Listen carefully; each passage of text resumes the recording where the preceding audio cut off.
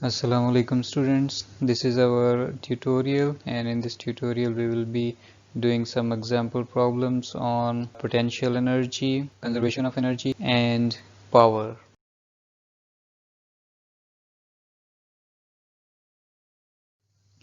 Let us start with our first example. What is the gravitational potential energy relative to the ground of a 1 kilogram box at the top of a 50 meters building? Now in the given data we have height, which is 50 meters, and mass of the box is given as 1 kilogram here, and we are asked to find out the potential energy, gravitational potential energy of the box at height 50 meters. So we know the formula, which is m times g times h. This is the formula for gravitational potential energy, where m is the mass, g is the gravitational acceleration, and h is the height. Now when we insert the values of the given parameters here, m is 1 kg, g is 9.8 meters per second square, and h is 50 meters. So if the value of g is not given in the statement, you must be able to remember that value. This is very simple, 9.8 meters per second square. Okay, now we make calculations.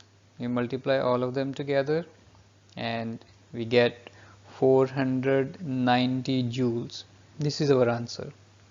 Or we can write it in scientific notation also, like this. So here the decimal point is after 0, we bring it after first non-zero digit, which is 4, like this. 4.9 times 10 raised to the power 2, because we have moved decimal point two decimal places to the left. That's why our the exponent is 2. In this problem, how much more gravitational potential energy does a 1 kilogram hammer has when it is on a shelf of 1.5 meters high than when it was on a shelf 0.9 meters high? Now there is a different scenario. You have two different heights.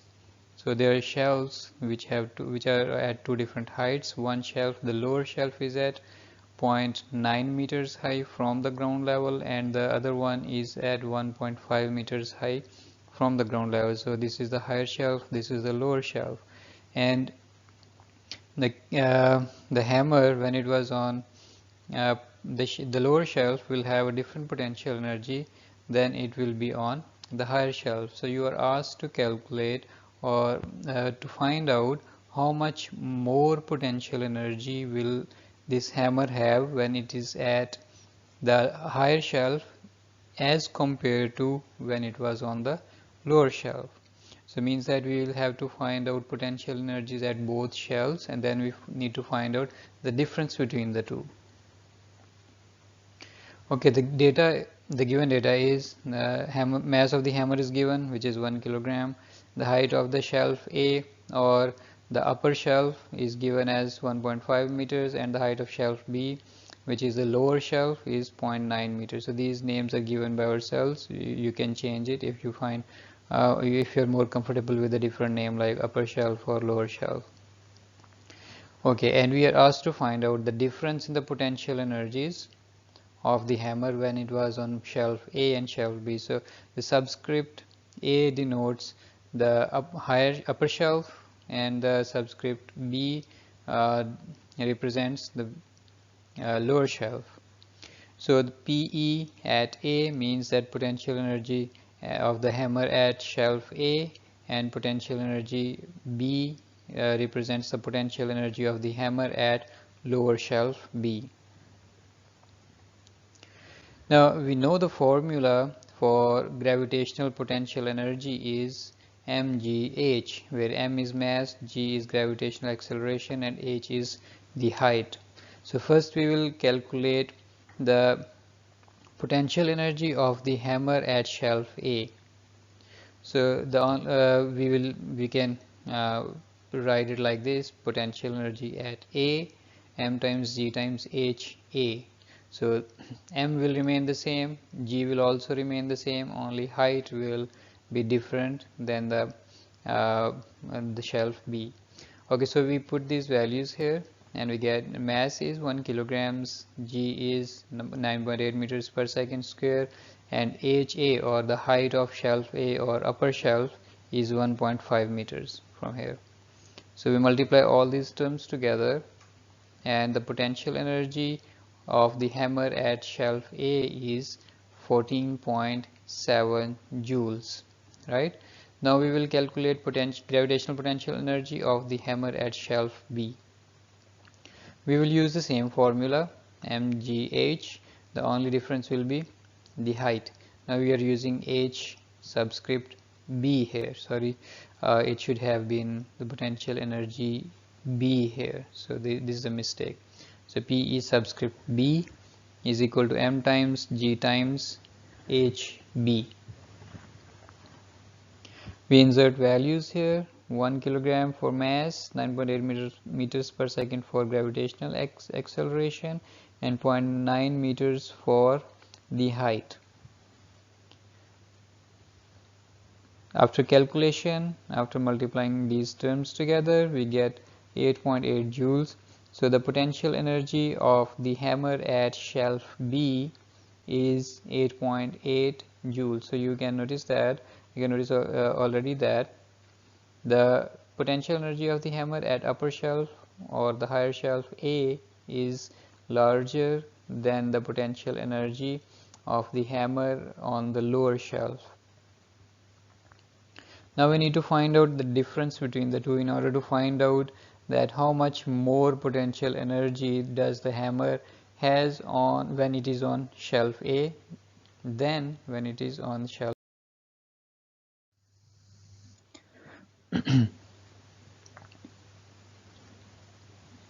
So the difference can be calculated simply by subtracting the value of potential energy B from potential energy A. So 14.7 minus 8.8 is equal to 5.9 joules. So this is the difference, or this is the amount of potential energy we at the shelf A higher than the potential energy of the hammer when it is on shelf B. Therefore, the hammer has 5.9 joules more energy on shelf A than when it is on shelf B. Okay, so this is the difference. So this is the value which is higher.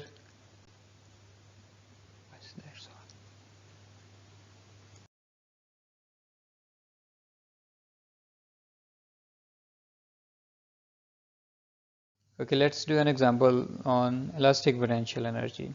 So the elongation of spring stretched by a force F 50 newtons is 10 centimeters. What is the potential energy of elastic spring if the elongation of spring is 12 centimeters? Now we are told that with the application of a constant 50 Newton force, spring is stretched by 10 centimeters. And we are asked to calculate the potential energy which is stored in the spring when the elongation is 12 centimeters, means it is pulled 2 more centimeters, and at that stage we have to calculate its potential elastic potential energy stored in that spring. So the given data is first elongation, we represent that with x subscript 0 or x naught, which is 10 centimeters, you convert it into meters, and the force with which this extension is produced, we represent that with F naught. So to keep these two similar, so in order to show that both of these are related to each other, because this force has produced this extension. So this force is constant 50 newtons, and the second elongation we represent that with x, and which is 12 centimeters. We convert it into meters, it becomes 0.12 meters. Now we are asked to calculate the potential energy which is stored in the spring during the elongation x, 12 centimeters. X is 12 centimeters. X naught is 10 and x is 12 centimeters. we can represent potential energy with U also. In previous example, I used the notation P dot E, which stands for potential energy. Here I'm using U. This is also a notation for potential energy. So U is another symbol that is used to represent potential energy. So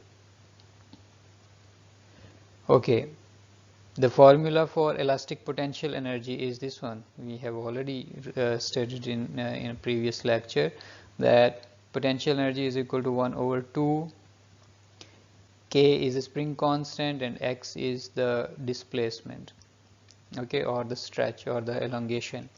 So you notice that the value of K, which is spring constant, is not given in the statement. Instead, we are given two other values, which is F and X. So the purpose of giving these values is actually to calculate the spring constant here. Otherwise, these are redundant. So how we can calculate the value of K from these values, from F and X? We know that the spring force F is equal to K times X. K is spring constant here, and we are given the value of F and the related X. We can rearrange the values and solve for K like this. So we have replaced F because this is standard. This was a standard representation. To match with our data, we just replace F with F naught and X with X naught. Now we insert the values of X naught and F naught. 50 newtons divided by 0.1 meters, we get 500 newtons per meter. This is the value of the spring constant. Now we have found the value for spring constant. We can use this value and the other values in this formula to calculate the value for the potential energy which is stored in the spring when the displacement or elongation is 12 centimeters, like this. So we use this formula now. We insert the value of K and we insert the value of X, this one, and simply we calculate, we multiply all these terms together and we get 3.6 joules. This is the potential energy which is stored in the spring, elastic potential energy which is stored in the spring when the stretch or the elongation was 12 centimeters. Okay, let's do another example on elastic potential energy. A body of mass m is attached to a spring which is elongated to 25 centimeters by an applied force from its equilibrium position. And for this, the spring constant of the spring in this example is 0.1 newtons per meter. And you have to calculate the potential energy stored in the spring mass system during this elongation and the work done by the spring force during this elongation. You have to notice that the work done that you have to calculate should be done by the spring force, not by the applied force. The applied force has produced this elongation, but the work done that you have to calculate is supposed to be the one that is performed by the spring force, and in this case the spring force will be opposite to the applied force. Applied force produces this displacement in its own direction and the spring force will be of course opposite to that. And in the third part you are supposed to, the spring constant is compressed, that you have to suppose that the spring constant, the spring is now compressed instead of stretched. In these two cases there was elongation or stretch, but in the third one it is compression. Now the spring is compressed but the value of the displacement is the same 25 centimeters. So this was while stretching and this one was while compression. Calculate the potential energy stored and also work done by the spring force during this compression. Now this problem has two parts in which you have to calculate same values, same quantities like potential energy and work done, but in two different situations. The first situation is stretch or extension or elongation, right? And the second situation is the compression when the spring is compressed. So I will do the first two and leave the second two to you. So the given data is the displacement, which is 25 centimeters. We can convert it into meters. It becomes 0.25 meters. And the spring constant is given as 0.1 newtons per meter. And these are the four things that we have to calculate. First is potential energy stored in the spring mass system during elongation, and the work done by spring force. This F underscore spring represents that this is the spring force, not the applied force, during this elongation. And in second to the potential energy stored during the compression and work done by the spring force during the compression. So these last two I am leaving to you. In the first two I am going to demonstrate how to solve these.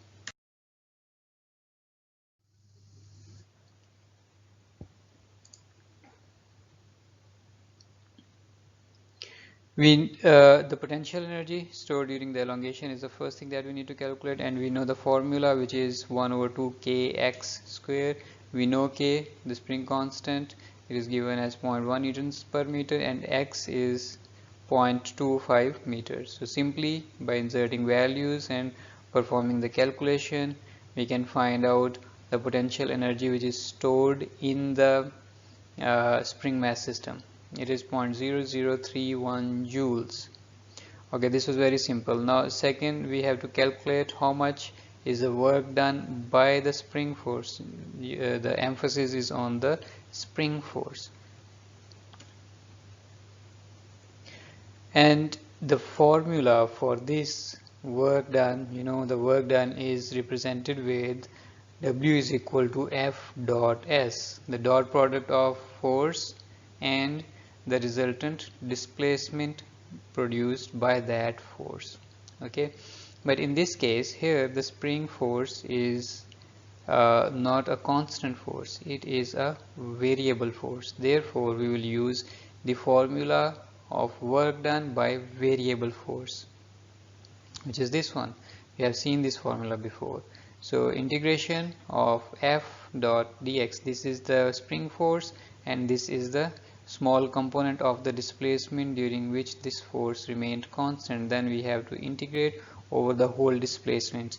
The displacement is from 0 until x, the total displacement, and it is equal to 25 centimeters or 0.25 meters.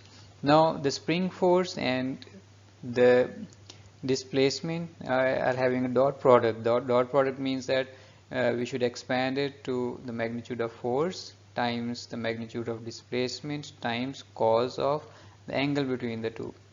The angle will be 180 degrees. Why? Because the displacement is in one direction and the spring force is in the other direction, because this displacement is along the direction of applied force and the spring force is in the direction opposite to the applied force. Therefore the angle between these two will be 180 degrees, like this.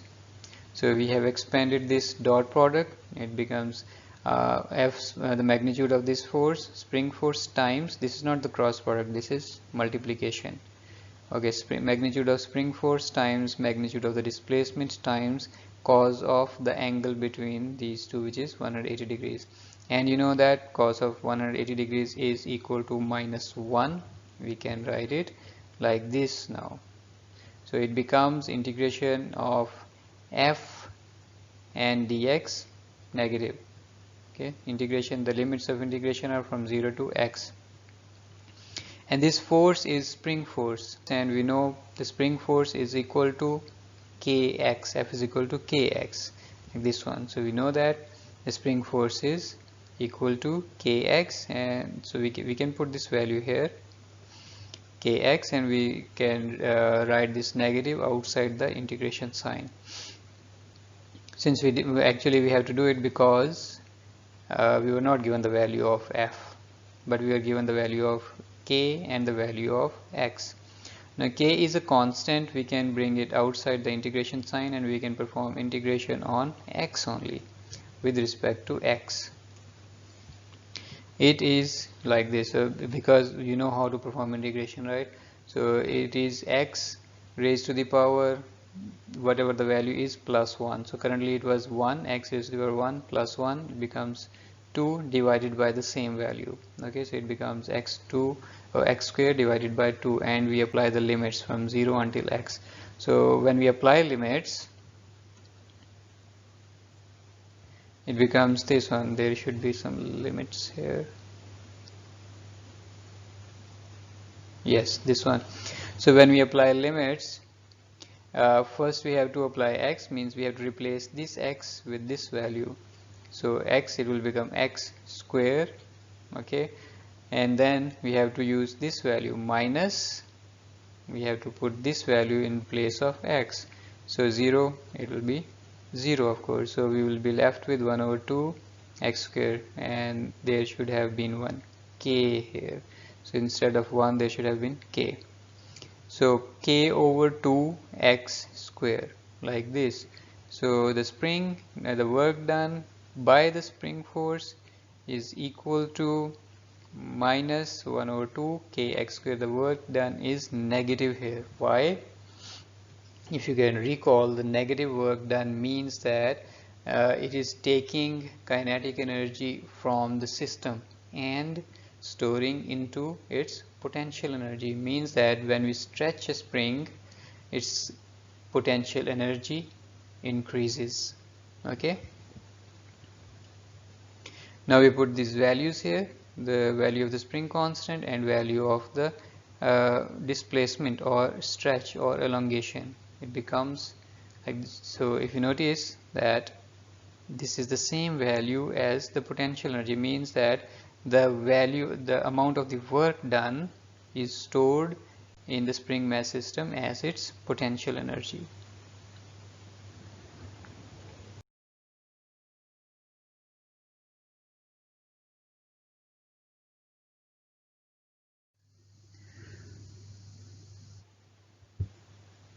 Okay, now let's do an example on conservation of energy.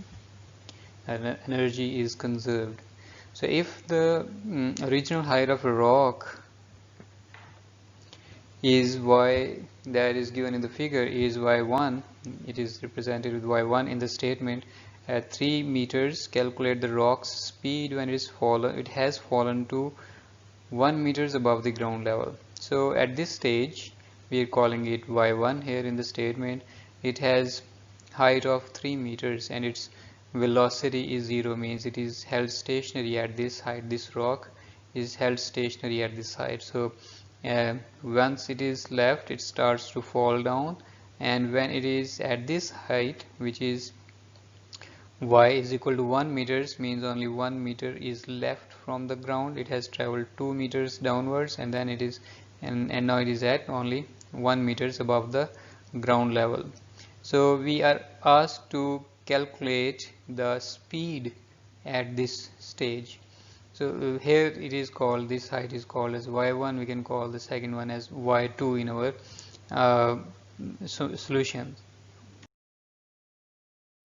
So the given data is y1 3 meters, and y2 the final height. We call this, the first one as initial height, from where it was left to drop, and the final height is y2 when it's coming down and just 1 meters above the ground level is the final height. And the initial velocity was 0 because it was held stationary at its top position at 3 meters, from where it was left to fall downwards. And then we are asked to calculate the final speed of the rock v2, which is at the height of 1 meters. So in solution, we have to use the formula for conservation of energy, which is this one, that total initial mechanical energy is equal to total final mechanical energy, and mechanical energy is the sum of kinetic and potential energies. So this formula can be written like this: initial kinetic energy plus initial potential energy is equal to the final kinetic energy plus final potential energy. So this is the total initial mechanical energy, and this one is total final mechanical energy. Now we have to use the formulas for kinetic and potential energies. This is the gravitational potential energy, okay, because the rock is falling down under the action of gravity. Therefore, the potential energy that will be discussed in this body or in this object, rock, is the gravitational potential energy. So small subscripts I and F represent initial and final energy. So we know that kinetic energy is equal to half mv square and gravitational potential energy is equal to mgh. So we will use these values here. So initial is 1 over 2 mv1 square and the potential energy is first initial potential energy is mgy1. So 1 and 1, these both are initial, and 2 and 2 are final. Okay, so final velocity and final height. Now we have to calculate v2 actually. That is why we will solve this equation to get the value of v2. How we can do it? Like this, we can take the m factor out on both sides and cancel it out. We will be left with 1 over 2 v1 square in this term and gy1 term in this gy1 in this term, and 1 over 2 v2 square here and gy2 here. So all the m's are factored out. Now we solve for v2 here. So v2 remains on this side, all the rest of the values go on the other side like this, and then because this was v2 square, so in order to find v2 we take the square root on both sides. Now v1 was the initial velocity, which was 0, and y2 was 1 and y1 is 3 meters. So we can insert the values here and then calculate to find out the value of v2. Very simple, we just put these values here and then do the calculations, and our velocity at height of 1 meters above the ground will be 6.3 meters per second square. Okay, another example on conservation of energy. A 2.5 kilograms durian falls from a tree with a height of 30 meters. Determine number 1, the energy before it falls, number 2, the velocity when it drops to 20 meters, and number 3, the velocity when it hits the ground, or means just a moment before it hits the ground. At this moment it has maximum velocity and maximum kinetic energy. So the given data are two things only. Number 1 is the mass of the durian, number 2 is the height of the tree, which is 30 meters in this case, and we have to calculate three things. First is the initial energy. Initial energy means the energy before it falls. So the whole energy before it falls will be the potential energy, because it is not moving at all before it starts to fall down. So we consider that is the only energy which the durian has, which is initial potential energy. And the final velocity at height height is equal to 10 meters. Why 10 meters? Because the total height is 30 meters and it has fallen down 20 meters, and then only 10 meters, it is left only 10 meters high above the ground, right? That's why we have to find the final velocity at the height of 10 meters. So it has already fallen 20 meters down. Now it is left only 10 meters above the ground, which is the height. And the final velocity at height h is equal to 0, or when it hits the ground, that will be the final velocity, because there are two final velocities we have to calculate in second and third part. So we represent first one as v1f and then second one as v2f.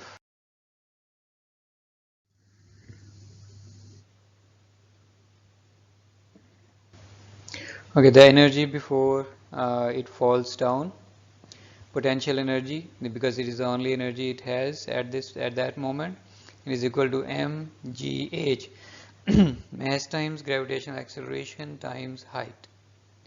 So we put the values of mass, gravitational acceleration and height. So after multiplying these terms, the value we get is 735 joules. So this is the energy that it has, just just before starting to fall down, because it does not have any kinetic energy. It has only potential energy, which is calculated by using m times g times h formula. Now the second part, in which we have to calculate the final velocity when it has already dropped 20 meters down, means that it is only 10 meters high above the ground. Now we will use this formula, which is the formula of conservation of mechanical energy. This is the total mechanical energy before uh, it falls down, and then the final energy when it is at the final stage. So the initial total mechanical energy is equal to initial kinetic energy plus initial potential energy, and the total final mechanical energy is the sum of final kinetic energy and final potential energy. Final means that the kinetic energy and the potential energy at the final stage. uh, Here the final stage is when it is only 10 meters above the ground. So we insert values of kinetic and potential energies.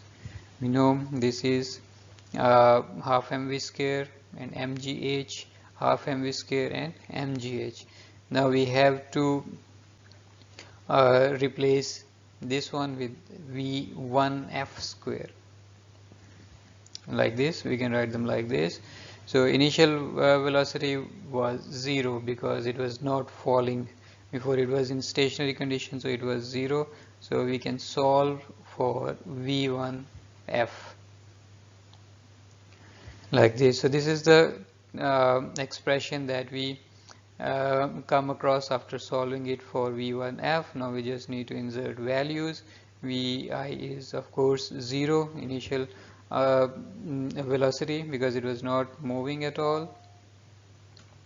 So we put these values here and calculate, and we get v1f as 19.8 meters per second square. This is the velocity when the durian was falling down just above 10 meters high above the ground level. So you know that the kinetic and the velocity of an object, of a falling object, continues to increase as its altitude lowers. So as it starts to move, its velocity is the minimum, and as it keeps on moving vertically downwards towards the earth, its velocity keeps on increasing. So this is the velocity during its falling down, and this is the velocity when it was just 10 meters above the ground level. Okay, now the third one, we have to calculate when it is just about to start. Part when the velocity, we have to calculate the velocity when the durian is just about to hit the ground. We use the same formula again, the formula for conservation of energy, and now we have to do the similar procedure as in the previous one. We just need to change our height, or the height above the ground level. So the initial height was 30 and the final height is also the final height is 0, because the initial height was the top height at the top of the tree from where it was falling down, and it is 0 is the height when it hits the ground. So it means that there is no distance left between the durian and the ground level. So the final height is 0 and initial height is 30 meters. It has fallen all the way down. Now we calculate it, and the value we get is 24.25 meters per second square.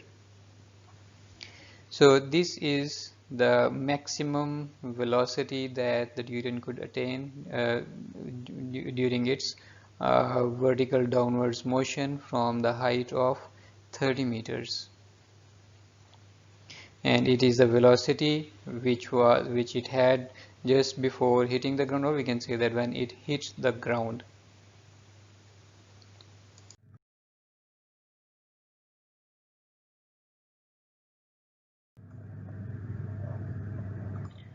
Okay, now let's do an example on power. A 1500 kilograms race car can go from 0 to 19 kilometers per hour in 5 seconds. What average power is required to do this? So we have a car of 1500 kilograms and its initial velocity is 0 and final velocity is 90 kilometers per hour, and the time it can take between these two is to reach from 0 to 90 kilometers per hour is 5 seconds. You have to find out average power. So these are this is the given data. M is 1500 kilograms, initial velocity 0 kilometers per hour, final velocity 90 kilometers per hour. We convert it into meters per second, it becomes 25 meters per second. And the time taken during from 0 to 90 kilometers per hour or 0 to 25 meters per second is 5 seconds. And we have to find out the average power that is required in order for a 1500 kilograms car to reach at 90 kilometers or 25 meters per second from 0 meters per second. So the formula for calculating power is change in energy divided by the time taken. So the change in energy is final kinetic energy minus initial kinetic energy. So there is only kinetic energy involved in this because there is no height involved. Since the car is moving in the horizontal direction, therefore we do not include any change in the potential energy. So we know that kinetic energy is equal to half mv square, and we can write final kinetic energy as half mvf square and initial as half mvi square. Now we insert values here, and by simple calculations we get the average power must be equal to 9.4 into 10 raised to the power 4 watts or 94 kilowatts in order to go from 0 to 90 kilometers per hour in 5 seconds. Let's do another example. In unloading grain from the hold of a ship, an elevator lifts the grain through a distance of 12 meters. The grain is discharged at the top of the elevator at the rate of 2 kilograms per second. This is the drop rate at which the grain is being dropped. Every second 2 kilograms are dropped. And the speed of each grain is 3 meters per second when it discharges from the elevator. So this is the initial velocity, and we are asked to predict the maximum power of the lift's motor that can elevate the grain. So we have to predict the maximum power. This is the given data. Height is 12 meters and the drop rate means that mass per unit time, m over t is equal to 2 kilograms per second. Initial velocity is, we represent it with v naught, it is 3 meters per second, and final velocity vf is 0 meters per second. We know the formula for power. It is change in energy divided by the time taken. Here both energies will be involved because there is height involved also. So kinetic energy and potential energy both.